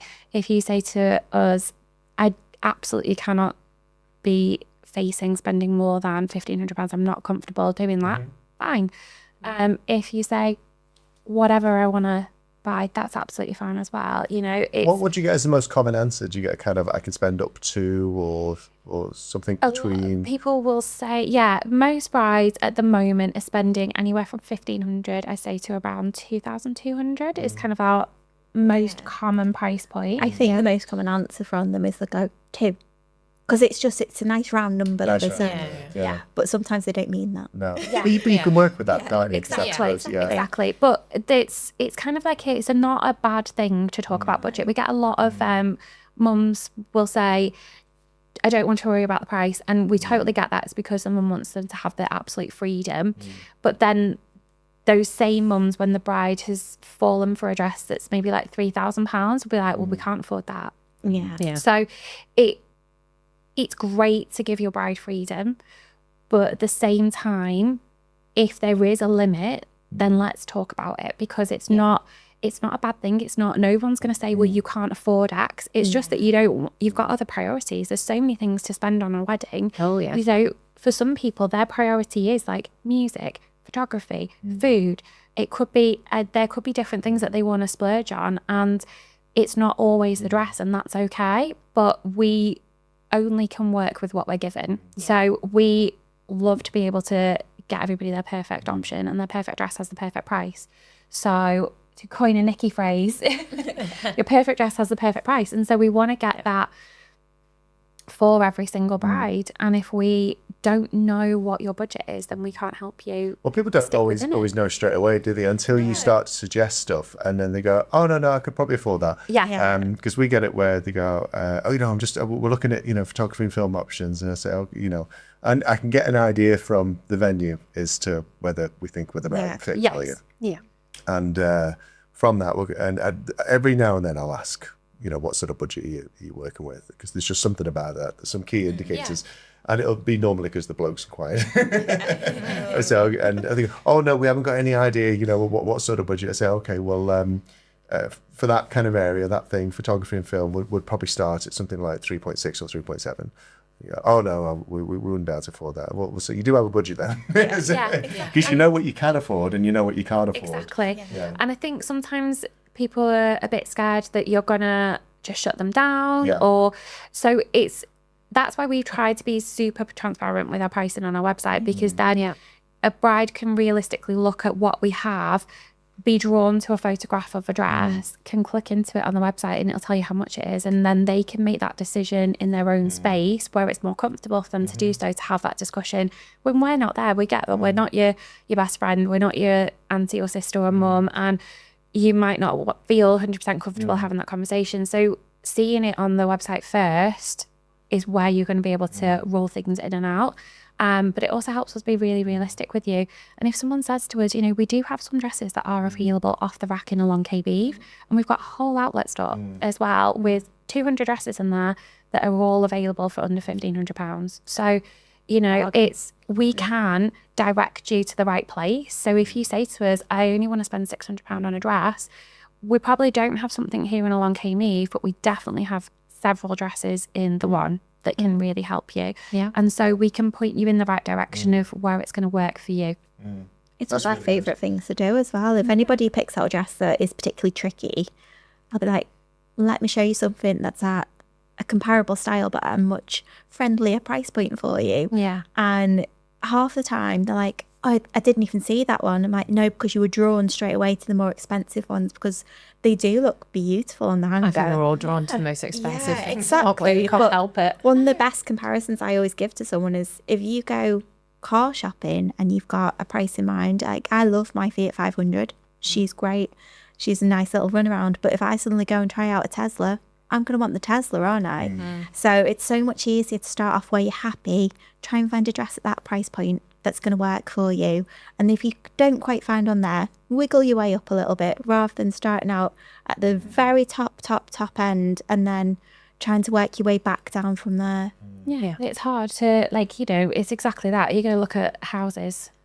Yeah. If you go and look at like a brand new show home of a 5-bedroom house and then you actually are like, realistically, my budget suits more like a 2-bedroom semi-detached that isn't brand new. Like, Vic's consistently looking at £2 million pictures on Rightmove and showing me stuff. That is my favourite game. Rightmove is our favourite hobby. Yeah. See, it's not just me, is it? Rightmove is a game. It's a hobby. It's only 150,000. It's not too bad, this one. Yeah, I've got a fixed doer-uppers. I've got a list. And if I win the lottery, I know exactly which ones I'm going to visit. Absolutely. So we're ready when we win the Euro Millions. But at the same time, it's like, every other house then looks rubbish in comparison when you look for like an actual realistic You're like, house. that one doesn't have a swimming pool. Shame.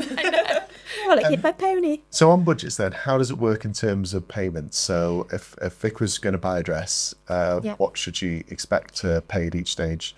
Fab. So we offer 2 options when it comes to paying for your dress. Okay. You can now pay in full for your dress and you'll benefit from a 10% discount. That's good. That's good. 10%'s a lot. Yeah, it's a good discount. Or you can do a 50% deposit and then we process your balance payment 16 weeks later. Okay. So it's really super clear for everyone. You're not having that how long is a piece of string moment. A lot of bridal stores will be like, oh, you can pay for your dress when it comes in or at certain stages, which is great for them. But we find that a lot from experience with our brides, they need to know a date. And they need to know, like when you're planning a wedding, I'm planning a wedding, you need to know when all these payments are due and know. We've got to work out all the paydays, haven't you? Yeah, beforehand? exactly. Like what's going out when. And so giving somebody an exact 16 weeks is really clear for them. Helps you plan your finances moving forward for the wedding as well. And it just makes it super easy and clear. Yeah. So it works really well. We found with budgets, people tend to take how many paydays they got between now and the wedding day, I say that work out days. how much they can save, Yeah. and that tends to become their budget. Yeah. So what we tend to do with ours is, because we're usually a little bit more expensive than most, and because of the amount that goes into it and the quality that goes into it, and when people look at the detail, they soon realize why. But we split the payments out for people. So we'll take a deposit. We'll let them pay, especially if they've ordered an album and they've, I don't know, there's some content creation in there, there's photography in this film. You could be looking at 4.5, maybe more. So we'll take a deposit. We'll let them pay half 6 weeks before, and then we'll let them pay the other half 3 months after, when the photography and films normally get to the point where it's it's ready. They'll get previews a lot along the way, but the final full set of everything we'll let them pay a few months after. And that extra 3 paydays can be a big difference, because instead of compromising on the supply you want or the dress you want or whatever it is that you're going to compromise to try and squeeze it into that wedding date, you've now just got a little bit more budget to work with. And people don't often realize as well that when you get married, you often get given a lot of gifts. There's a lot of money that comes your way. After the wedding, you tend to feel a couple of paydays later, plus all the wedding money, things level back out and you're in a good place. Buoyant again. And then we just let people, if they want, they could always still put it on a credit card and spread out even further. But it just gives people that option to get the people they want or get the thing they want, because it's spread out. And the way you split it out there is perfect, because you might only have so much cash at disposal. It's all about cash flow, isn't it? Exactly. But if you've got a little bit of a gap, great. And it just makes it easier. One's buying it for you. Exactly. She'll take the 10%. Exactly. A lot of the time, we have a lot of brides that put it all in an Amex. Because you get the points for your honeymoon. And so most people, because we do take Amex here, a lot of our brides will be like, can I pay on my Amex? I'm like, yeah, Our destination weddings prefer Amexes. it's fine. Because they want to get the points. And I think a lot of people, when they are paying on a credit card for that extra layer of protection, when it comes to weddings, a lot of people want to do that. You might as well put it on your credit card straight away, benefit from your discount, and you can spread your cost in your own and plan it yourself. So it just makes it easier for them. But yeah, we find that it works really, really well. It's really clear, makes things really easy, and nobody is kind of left hanging. Equally, the way that we work it, because we do that deposit payment very much like yourselves, I would imagine, we're not entering into a credit agreement with anyone. So from a business point of view as well, we have to protect ourselves, which is why we have to put that 16 weeks in there, because again, as and when it comes in, I always use like ordering a sofa as an analogy. That a sofa is like usually made to order, but if you order a sofa from a major high street chain, you're probably going to sign a credit agreement if you're not paying for it there and then in full. Do you have a contract that kind of goes with it? We do, So because we back ours up with a contract. As much as we've got the majority of their memories, so it would be, and of course they're so far into us financially by that stage, and of course we've got all their memories, and of course everything we've already done from by that day. It would be silly for them to mess around with that, but you always have that underlying contract. So we've got the contracts in place, but it makes it so much easier for everyone if you just super clear if they can with plan it in and you can say know that's exactly where you're at. That's really good. Yeah, amazing. So I'm shopping for a wedding dress, and I come in and I might say to you guys, I'm this size in a top, say size 14. Would that be the same when it comes to bridal sizing? Depends on the dress, depends on the designer. Oh, so okay. it's a very flexible scale, isn't it? It's not an exact science. No. There's just some theory behind it. Yeah. So every single designer has their own size charts, Right. which is very different to high street. So everyone comes in and they're expecting they're like, oh, everyone says bridal sizing's really small. Which it can be true, but I don't think it's always true. Bridal sizing is very exact. So a wedding dress is very constructed, it's much more close fitting garment. It's the closest fitting garment you're ever going to have. And it's probably the most you're going to invest in tailoring and in a garment that you're ever going to wear. So every designer has their own size chart, and most designers have maybe an inch in between each dress size. On the high street, on average, there's 2 inches between a dress size. So one size on the high street is half a size in bridal. So you will find that you'll go up and down a size chart in bridal more quickly than you would on the high street. So because you're going up half sizes in theory.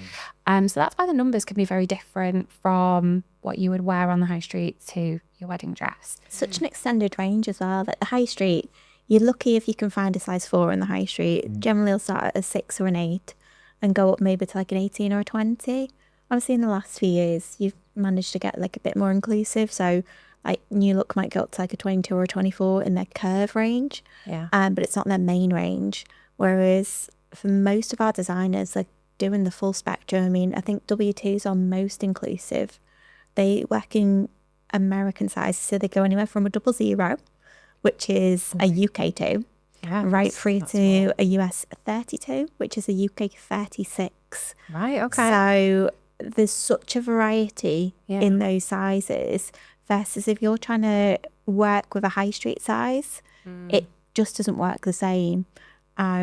They're on the more generous size as well. So I'd say they're on probably par with your high street sizing, pretty much what is W2 Willoughby, versus maybe like a European designer like Rosa Clara might be a bit on the smaller side, because they're cut for different bodies. So American brides tend to be the cut for like a little bit more athletic or a little bit more curvy. European brides and the Rosa Clara patterns that they use are made for a lot straighter brides. And so tall, straight brides. Like the hip will be a little bit smaller. So we find that the hips may be less generous on a Rosa Clara, but the bust is more generous itself. Whereas maybe a designer like Enzoni, who originally Italian, but their HQ is in LA now, so they tend to cut for a more curve on the hip, so they're more generous on the hip, but maybe less so on the waist. So it's just about the shapes that the designer makes dresses for, and then you have to then factor in a real human shape into that as well. So there's so many factors that go into your bridal size. So you need a stylist, and because everything you just said there says it's a really bad idea to just go try on a whole bunch of dresses on your own. And hope you're going to get. Or order them on, so there's so many online websites that you can get now. So you really need to be able to take your measurements and check against the size chart, which is what we do. So we'll measure the bride. We then plot the bride in a size chart. It's very normal for a bride to be coming out in the size chart as a 3 or 4 different sizes across a vast range. So it could be, you could be measuring anywhere from a size 10 in one area of your body to a size 16, 18 in another area of your body, just on the same size chart, just depends on the area of the body. So that's where alterations come in afterwards. But before we even get to that stage and we're ordering your dress, we'll also be looking, like Nikki says, about the fabric and the construction within the dress. So a dress that's made of a more flexible fabric, not as constructed, you could maybe afford to go down a little bit in one area and up in another.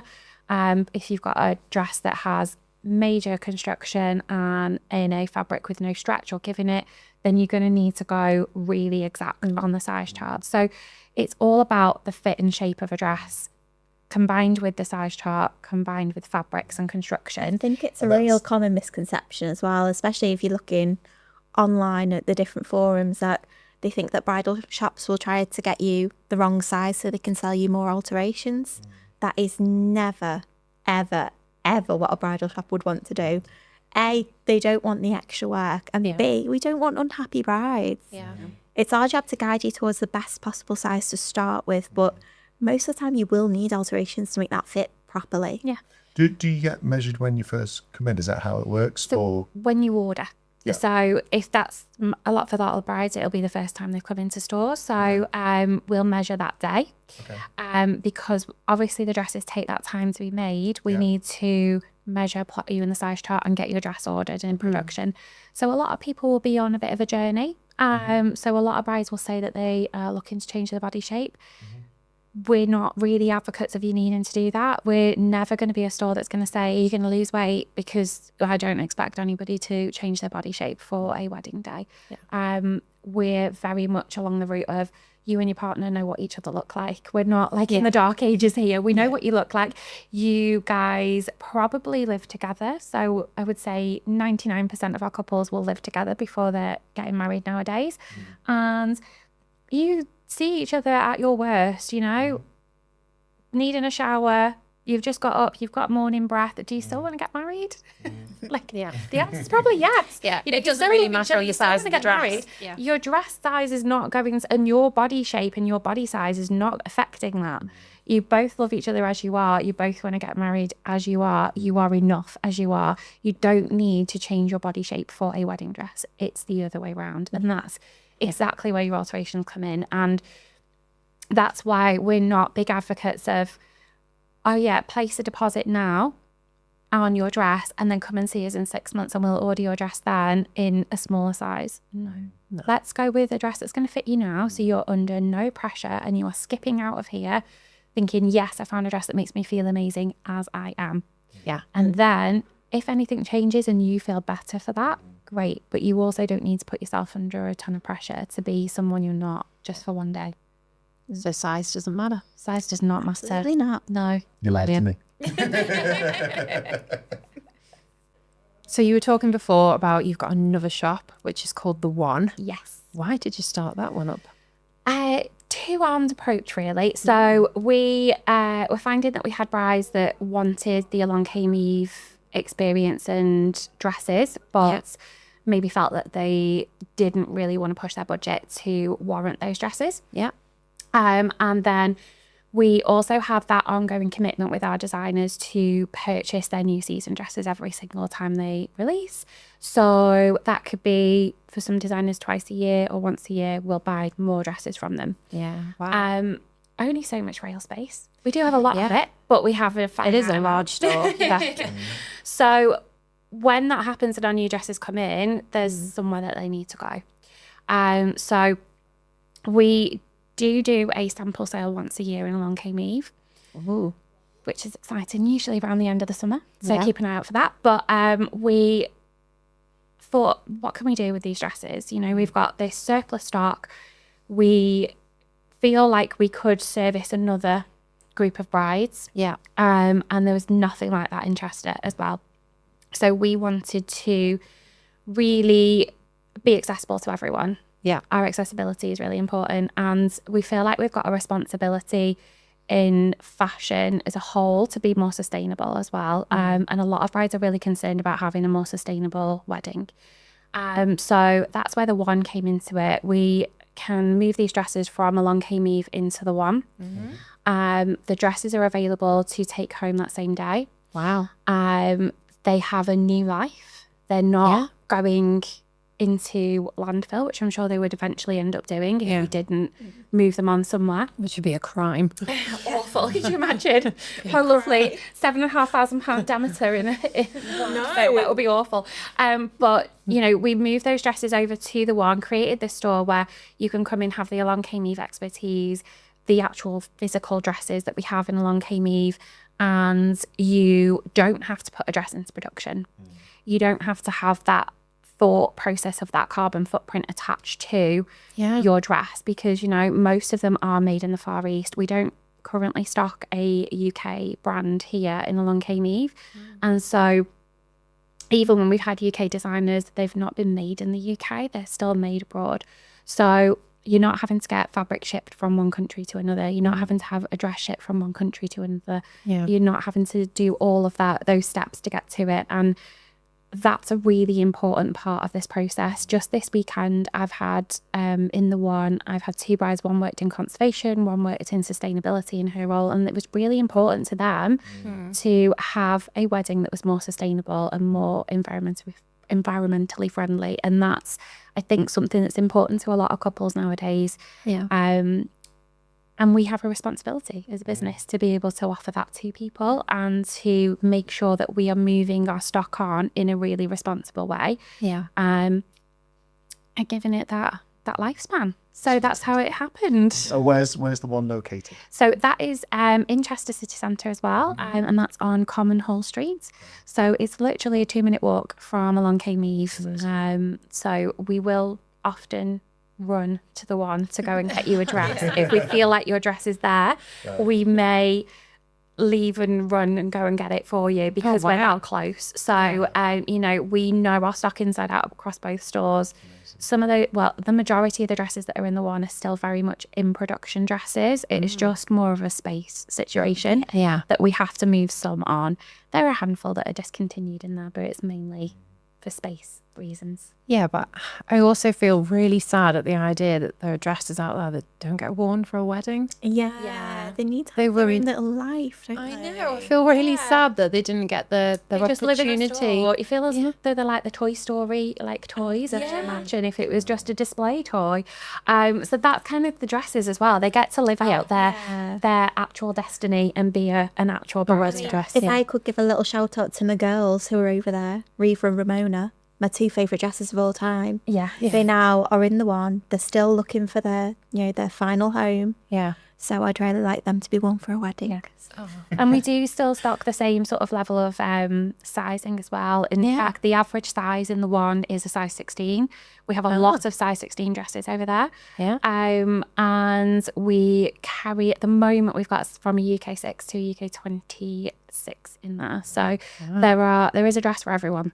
So there's a lot of options to choose from in there, which is just great.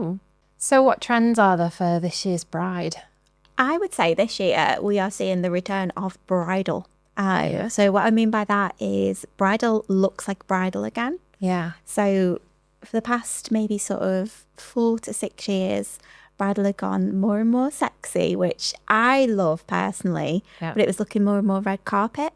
And this year we're seeing the return of the ball gown. So the ball gown is back in a big, big way. So huge dresses that make you feel like you're getting married. Like you can't wear that just to go to Asda. Yeah. You have to go down the aisle in a dress like that. Yeah. We are seeing the return of corsetry. So a lot of really intense structure in the dress, really pull you in at the waist, really snatch that little figure and give you that. But we're also seeing the return of like an actual corset lace up back. Yeah. Which I think, like, I haven't seen that for a long time. So I came into bridal, it will be 11 years ago in May. And that was when the corset was just heading on out. Yeah. But it's back. And it's, in a way, it's a tricky one because it takes longer to get you into a dress to lace it up. Yes, it But does. Yeah. Yeah, I think you can tell by that on the day. But from our point of view, when you're actually trying a dress on, a corset back is brilliant because it can span so many sizes. Yeah. And it can give you that actual like pulling moment right through the whole bodice. Yeah. Rather than just a little point here and there from us. But it really does like hark back to like the vintage style, like proper beautiful line work to it. So really gorgeous construction. Yeah. Like things look expensive, I think, this year. Yeah. We've gone back to all over lace, but in a different way. So probably over the past decade, you've seen lots of like lace appliques and floral laces and beadwork on top of that. This year, we've gone back to more of that sort of like classic French style lace, like the chantilly, where it's all over. Yeah. It just looks really beautiful. It's very sort of Bridgerton-esque, isn't it?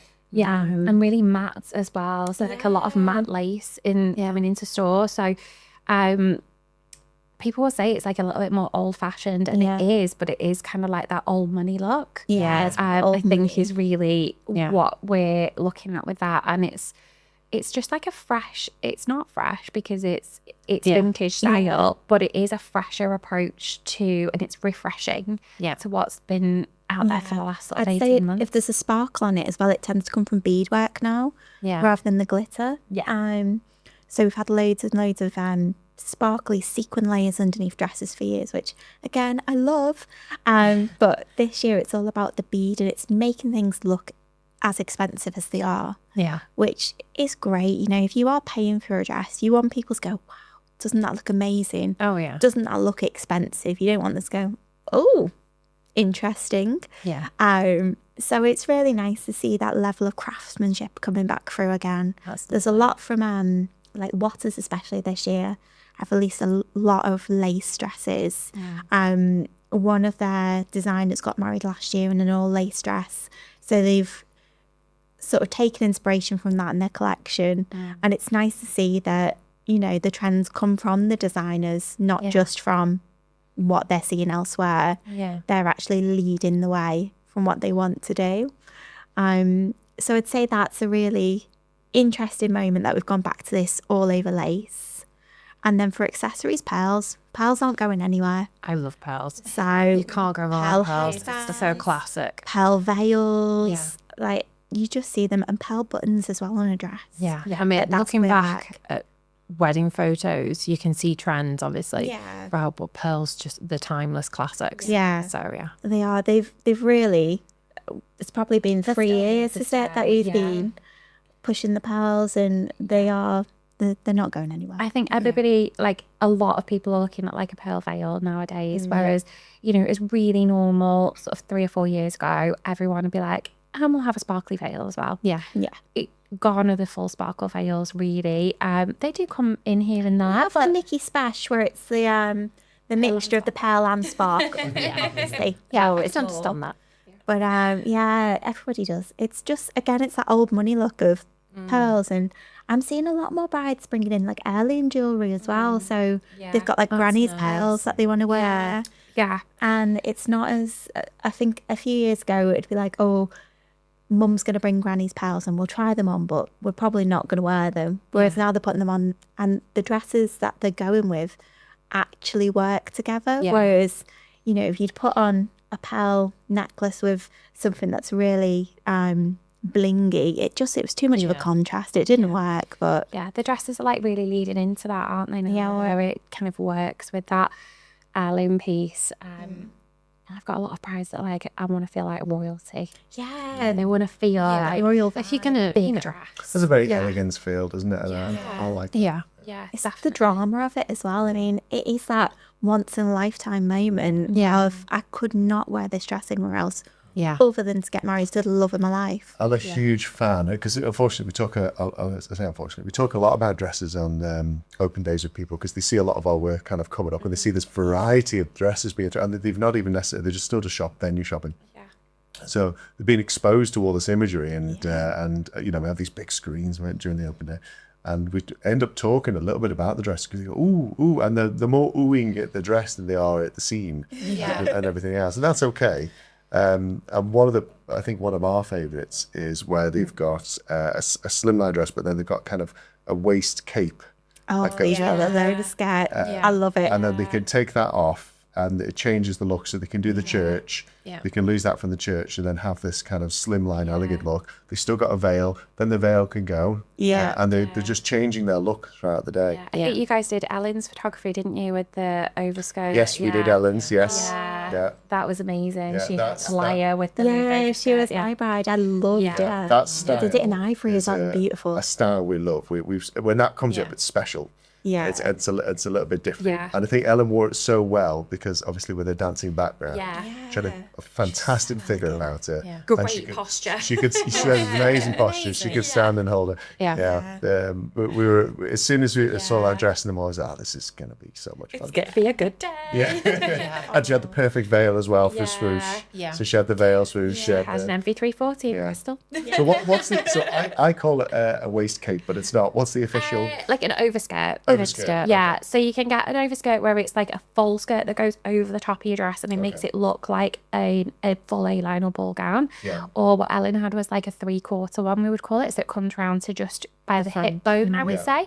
So you can see that long, slim line look with your fitted dress, but you get the billow of the A-line behind you as well, which is really nice. Not supposed to have favourites, but that is one of my favourite designs. Yeah, it's lovely shape. We like that because I love a 2-in-1. It's the change of look, isn't it? Yeah. It's a more is more moment as well. Love anything that you can take a bit off and get an extra look out of. It's amazing. Doing it the other way around as well. So there's quite a few dresses that have got detachable sleeves. Yeah. And I say to them, how about you don't wear the sleeves, so you wear a beautiful veil, maybe even a 2-tier veil for the church, and then in the nighttime, out come your disco sleeves, because a lot of the sleeves are a bit more out there. You know, they're quite puffy, and people can be a little bit not afraid, but cautious about wearing them and what people might think, but they love them. Veil. I think it's a bit much. wearing it the right way around as well, because people get conscious about their arms.